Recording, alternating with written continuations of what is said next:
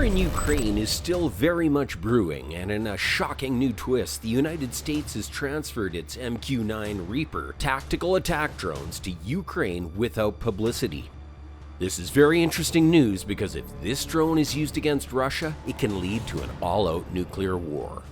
What is the MQ-9 Reaper drone, and just how dangerous is it? Also, what does this development mean for the war in Ukraine? Well, let's find out. Early in April, reports surfaced that Ukraine officials are in talks with General Atomics to purchase MQ-9 Reaper armed drones. And now, there are reports of several MQ-9 Reaper drones in Ukraine. However, at the moment there is no documentary evidence of this data. And according to the Vonio Dello publication, earlier there were doubts that the United States would provide these drones to Ukraine. If the reports that the Reaper drone are now in Ukraine, then the Ukrainians have a very powerful weapon in their hands. This weapon is frequently used in Afghanistan, and it can very possibly be used to carry out assassination and bombardment inside Russia. This would usher in a new, even more dangerous phase in the conflict in Ukraine.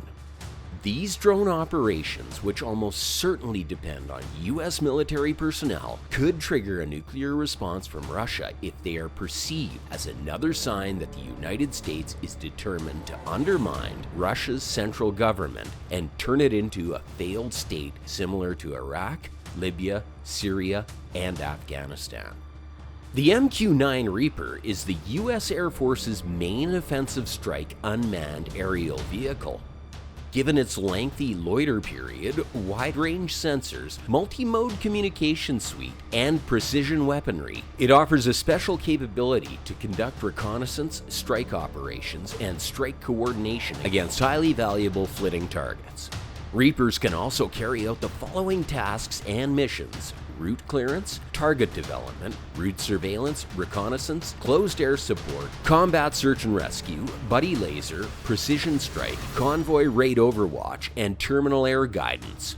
The Reaper is a unit of a system of remotely piloted aircraft, several sensors and weapons, a ground control station, a Predator primary satellite link, spare parts and operations and maintenance teams for deployed 24-hour missions make up a fully operating system. The basic crew consists of an enlisted air crew member to operate sensors and weapons, a rated pilot to command the mission and fly the aircraft, and a mission coordinator if needed. The Reaper uses mission kits that feature different weapon and sensor payload combinations to give customizable capabilities that are tailored to the needs of combatant commanders. The MQ-9 baseline system has a multispectral targeting system, which has a robust suite of visual sensors for targeting. The MTS-B incorporates a laser designator, laser illuminator, color daylight TV camera, image-intensified TV camera, and infrared sensor. You can watch the full motion video from each of the image sensors separately or combined. A laser rangefinder designator is also a part of the unit which precisely marks targets for the use of guided bombs, like the guided bomb Unit 12 Pavoy 2.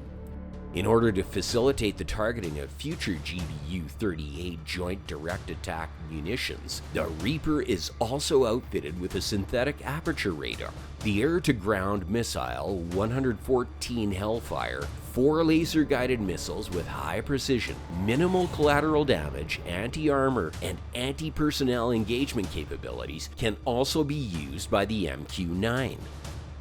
The alleged arrival of the MQ-9 Reaper drone represented a new era in delivery of weapons to Ukraine's military and may pave the way for the delivery of even more advanced weaponry. The Gray Eagle, which can fly for up to 30 hours, gather enormous quantities of surveillance data, and fire pinpoint Hellfire missiles, would be a big improvement for the beleaguered Ukrainians. This system also is reusable, unlike the smaller Switchblade loitering munitions the US has already sent to the front lines. Retired US Air Force Lieutenant General David Deptula recommended using the Reaper and Gray Eagle drones in the Ukraine conflict to conduct defensive operations against Russian tanks and other military hardware on March 16, 2022. Deptula is a Forbes contributor He said that the success Turkish Bayraktar TB2 drones have had against Russian equipment can be substantially increased by these larger American drones. According to him, they are easily accessible in large quantities, as is all the necessary infrastructure, given that the United States has used this equipment for the past 20 years. In addition to automating takeoff and landing, the MQ-9 can be operated from a ruggedized laptop computer rather than a conventional ground control station, simplifying the logistics of basing. But there's a small issue. Depending on the sensors and weapon packages involved, training to operate the system often takes months to complete. The Ukrainians currently use smaller, shorter-range drones, which are simpler to handle than the Grey Eagles. It is also unclear where Ukraine would base the drones or the pilots because Grey Eagles need substantial ground infrastructure such as landing strips, secure communications links, and equipment. However, it's possible the training could be condensed for Ukraine's urgent needs. According to General Deptula, who spoke to Defense Daily, Ukrainians could be trained to fly American drones in 2 to 3 weeks, and that the drones could be controlled from positions far from areas of direct combat. The Reaper drone controls centers closest to Ukraine for the missions that General Deptula advocates would be at Campus Terzil Air Base in Romania and Miroslavik Air Base in Poland. It is obvious that these countries would be in greater danger as a result of their direct engagement in strikes against the Russian military. Although a laptop computer control of the Grey Eagle is being developed and the drone is designed to be flown by soldiers in the field of battle, its operating system involves complicated ground-based and satellite technologies that may require a crew of more than 100 trained soldiers. Now, even if the reports are true and there are already MQ-0 Reaper drones in Ukraine, there are speculations that these drones might not be as effective as we think. In a piece for Inside Unmanned Systems on March 30th, 2022, former U.S. Air Force Major General James Poss described a complex system for keeping an eye on a no-fly zone over Ukraine, utilizing Reaper drones and human surveillance aircraft. Reaper drones would also need to fire on Russian planes and hit Russian anti-aircraft weapons in Ukraine as part of the strategy. In the absence of a new generation of air combat drones, the general acknowledged towards the end of his column that utilizing Reaper drones to enforce his no-fly zone would be extremely difficult and perhaps might not work. According to him, an unmanned no-fly zone is possible in 2022, but would involve a lot of MQ-9 losses, and the MQ-9 would struggle to engage Russian aircraft violating the no-fly zone. The coalition could handle the losses. The USAF alone has over 250 MQ-9s in its inventory and a further several hundred MQ-1A Predators in storage. I'm sure every one of these drones would relish the opportunity to die in glory instead of rotting in storage. However, the ineffectiveness of today's drones in air-to-air combat would make an unmanned-only no-fly zone very difficult to execute.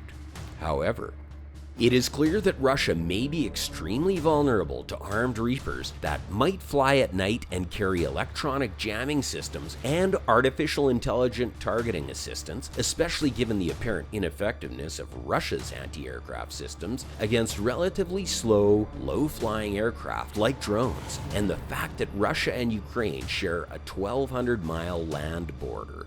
Therefore, the Reaper drone presents an incredibly tempting weapon that might be flown into Russia while flying the Ukrainian flag for assassination and bombardment. As a crucial component of a plan to overthrow central governments, these drones have already been deployed effectively in a number of countries throughout the world. We're not 100% sure that these drones have arrived in Ukraine, but at this moment, it is safe to say that decisions about whether and how to use Reaper and Grey Eagle drones in Ukraine can have profound consequences for humanity. What do you think? Should the US send the MQ-9 drones over to Ukraine? Let us know your thoughts in the comments section.